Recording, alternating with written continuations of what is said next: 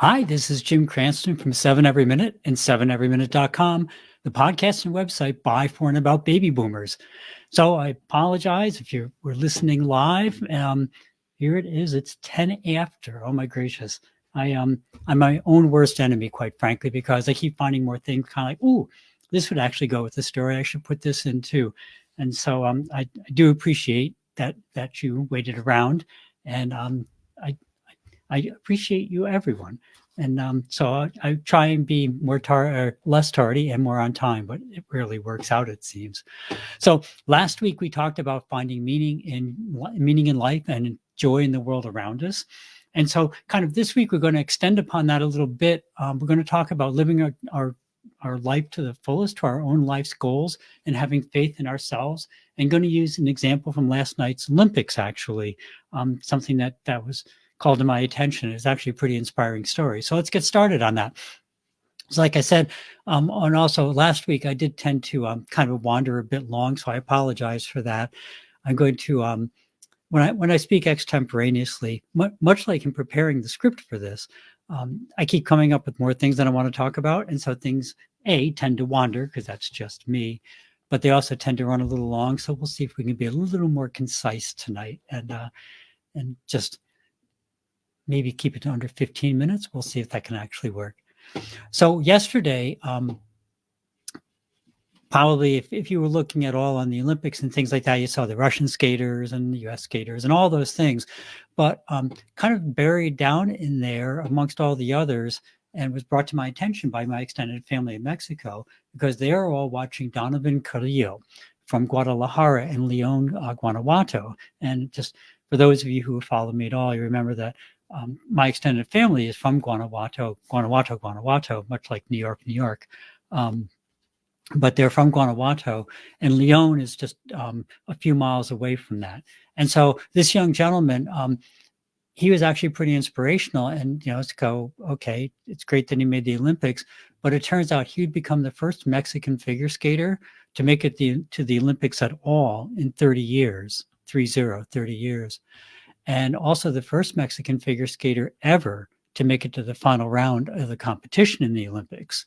And so, again, his name is, there we are, Donovan Carrillo. And he's it's a pretty inspiring story, because if you think about it for 2 seconds, you realize that there's not a lot of ice just hanging around in Mexico in most places. So it really took a lot of support from his family and his friends, and a lot of total dedication on his part to that goal. He had to practice on kind of, hobby and recreational level rinks. He quite literally was skating in shopping centers, because that's about the only place he could find ice to skate on. And with all sorts of restrictions, like he'd be practicing his routine to the music, and then other people would start to skate, and so they'd have to turn the music off. So now he's skating just with the music in his head, and there's other people kind of coming up and asking him what he's doing and stuff like that. And so tons of distractions and everything else, bad ice to skate on. It wasn't like the Zamboni was going around fixing up the ice in between every performance or whatever. Maybe they did it yesterday, maybe they haven't done it in a week. So he had a lot of very fundamental obstacles. And his whole family supported him, his coach, his friends, even everyday people in Mexico all sacrificed to support him in his quest to bolster his country's national pride and display the spirit of the Mexican people to the rest of the world. But, it goes even beyond that, because it took a lot of personal determination. Because if you read the backstory at all, and there's actually, I'll put it up, but I'm also going to put it in the show notes. There's a nice, it's kind of long, it's like 17 minutes long, but there's a real nice kind of documentary about him and his family. And it turns out one of my sister-in-laws, her son knows his sister and knows the family, and said, all the stuff you see in the documentary absolutely is true. They're a wonderful family. They truly do support the kids. And but on a personal level, he was kind of shunned and bullied by all his peers, right? Because in Mexico, figure skating is kind of considered a girl's sport. And so, of course, anyone who's ever tried doing it would know that's not the case. There's a tremendous amount of strength required, but nonetheless, so he had no peer support, right? No ice, limited money, and it just seemed like nearly insurmountable odds but he persevered and became the first Mexican ever to make it to the Olympic men's finals. So if you go to that YouTube link, it's like I say, it's a really nice video, and it just shows how a combination of personal strength and a support group can lead you through a lot. And so you might be saying, okay, well, that's nice, but what does any of this have to do with baby boomers, Gen Xers, and things like that? And so it's kind of like, well, glad you asked that, because it has everything to do with us. And the reason is how often have you felt overwhelmed at the odds you're facing or at some approaching significant goal? And the goal could be almost anything. It could be something very specific, like, oh my gracious, I have to retire from my job, or I finally have to get on Medicare. And actually, for those of you who followed me for a long time, you remember that the basis for this whole podcast initially was going to be talking about how you sign up for Medicare. And I talked to people to be on the show about that, and I'll probably get around to doing that again. But Medicare is just so needlessly daunting and difficult and obscure and obtuse. It's for no good reason, and it's very difficult, because all of a sudden you find out that the insurance plan you're on isn't qualified, so you have to get off that insurance plan. You have to get on this other new insurance plan. You're getting all this stuff in the mail. You have all these things coming down to you. Like, what am I going to do? Well, even when the odds seem really big, if you focus on things and keep track of your goal, then you can get through them. And if you have some support from your peers, it makes it that much more practical for you to get through them. So it really has a lot to do. And the other piece of it, if you think about Donovan being, let's go back to his name for a second here. If you go back and think about how, he was being told, oh, that's just a girl's sport, and you should be playing soccer or football like, all the other guys, think how many times people have said to you, well, you're really kind of old for doing that, or isn't that for kids? If you say, well, I want to go on this trip and there's a bungee jump, it's kind of, oh, come on, Jim, that's for kids. Why don't you go somewhere nice? Go to the shore and do something, hang out with some of your peers, or go for a cruise or something like that. But that's not my dream. And people are really quick to criticize other people, or even to ridicule you for wanting to follow your dreams. And so, Donovan could have given up at any particular point in time. And somewhere we have a nifty picture. Let me see if I can share that.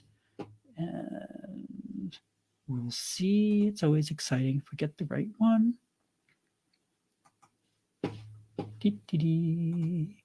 Sometimes it's quick, sometimes it's not. Is that it? Did we get it? No, we did not. Oh dear. We will try this another time. Let me see one more try. I apologize. As I always say, it is live TV. There we go. There's Donovan. So, a nice young gent. And if you look at his legs, you realize, God, he looks like a runner. And because skating is actually very, very demanding sport, because you have to not look like you're as strong as you are. And it's all balance, it's all speed. And so he has a lot of things to overcome. But what he did was he just did it. He made that his goal. And the neat thing about that is it's the same thing where we are. I mean, he could have easily given up at any time. No one would have blamed him. He could have lived on thinking about how it wasn't his fault, how everything was against him. He had a lot of reasons probably, and they're all valid reasons, quite frankly. But instead, he persevered. He thrilled his home country, made millions of people proud of who they were. Actually, one of my sister-in-laws said it made their heart almost burst with pride. I thought it was a really sweet little thing. She was just so excited. And so, the real timeless and ageless lesson from all this, it's at least twofold. First, the only thing keeping you and me and all of us from pursuing our dreams is ourselves, right? Obstacles exist for everybody, for sure. But if you keep your eyes on the goal and even keep looking beyond the obstacles at what you really want to do, Your mind will guide you, over the obstacles, around them, or even through them to get to your goal. If you have faith in yourself, you'll get yourself to where you need to be. And second, never underestimate the power that you, as an individual, and every one of us, has to inspire and motivate other people. I'm not a particularly out there person, but I've had people tell me, how some little thing I did really inspired them, either to do something they thought was beyond themselves or to act in a bigger way than they thought possible. And a lot of times it really surprised me. It's kind of like, I'm not even sure what they're talking about. But just by taking a little bit of a chance, it really inspires other people to try and live their lives to the fullest. And this isn't about getting a big head about yourself, thinking, oh, I'm an inspiration to the country or whatever.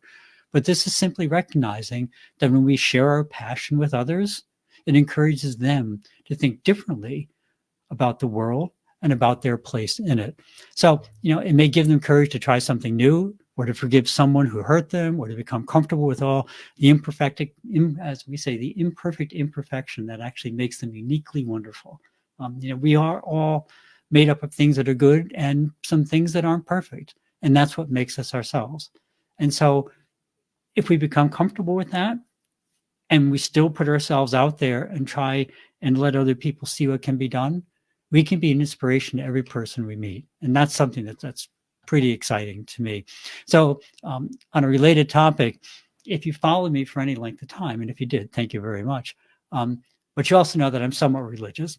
And, so when I heard about Donovan's performance and stuff, and I knew it was coming up just in a few minutes, I sat and really focused and prayed really hard for Donovan. But it was very specific. And what I prayed for was that despite all the crowds, despite all the excitement, that he didn't lose his focus. Because I used to play sports, just in high school and college and stuff. And you get into a crowded area or you get into a different situation, it's really easy to lose your focus. And you have the whole goal of what you're going to do and you know how it's going to play out and stuff. And then you hear people shouting your name or just people shouting other things. And you kind of lose track of it. And so I was really excited. I read a story right after his performance. And in the story, it said Carrillo was so excited that when he landed his first jump, a quad toe loop, that he had to tell himself to refocus in order to finish his routine. And I thought, God, no matter what God or God you honor, really do listen, I feel, to sincere and heartfelt requests. Because I believe that God truly tries to bring all things to the best possible outcome. It may not always be what we envision, but if we're open to the outcome, it usually brings more good into the world when all is said and done. So remember, don't be put off by any obstacles. Don't be afraid to have faith in your faith. And remember, most of our obstacles are created in our own minds to keep us safe from taking what we perceive as a risk. And so take the risk, try and do more than you thought you could do. And you might be surprised at how much you get done. And most certainly, don't be put off by the criticism of others. They're only echoing what they've learned from society. Think how much inspiration and pride would have been missed if Donovan had listened to all his peers and been a mediocre soccer player and or just gave up on sports completely. Instead, he's already inspired an entire nation and is planning to appear again on the world stage in Milan at the next Olympics, right? So he has a goal, he's looking to the goal, and he's not focusing on the obstacles. He's focusing on the goal. And I would encourage you to do the same. Think about what you want to do, work towards what you want to do, and don't worry about the obstacles. Will they get in your way? Sure, but you will get around them if you keep your eye on what you really want to do. There's nothing stopping you from inspiring a nation or just inspiring a random stranger, to make the world a little bit better and to make their life a little bit better. So, and finally, I do want to give a special thanks to my whole extended family and my ex-fiance. They helped me write this and they welcomed me into the wonderful Mexican culture. And so, the world is large and full of really interesting things and many great things. And so I'd encourage every one of you to explore and to learn about and embrace new cultures and peoples. I've met a very large number of people who are always surprised that I would even consider going or staying in Mexico for more than like going to a hotel and staying there for a day or two. And I know people now just through my language learning and through other things from a number of countries. And every one of them has been fascinating. don't know if I ever talked about this. When I was very young, I went on the very first World Scouting Friendship Tour and spent some time in Europe and in Belgium with Dick Van de Bogaert. Remember Dirk rather, and remember Dirk well. We had a good time. Opened my eyes to that how big the world is and how much can be different. I would encourage every one of you, open your eyes to the world, get out, travel, meet other people, and maybe other people in your city. Just look for other cultures, and it will really open your mind and really open your thoughts to how the whole world operates. And it also actually shines a real bright light to the politics and the news that you see. And it really gives you a different perspective on how the whole world is going on. So encourage you, embrace new cultures, new peoples. You'll be pleased with what you find, I think. So that's it for the week. Thanks for stopping by. If you found something interesting or useful, please pass it along. If not, please drop me a comment as to what you'd like to hear. Have a great week. Thanks for visiting. Remember to live the life that you dreamed of, because that's the path to true contentment. Love and encouragement to everyone, and see you next week on 7 Every Minute and 7everyminute.com. Thank you.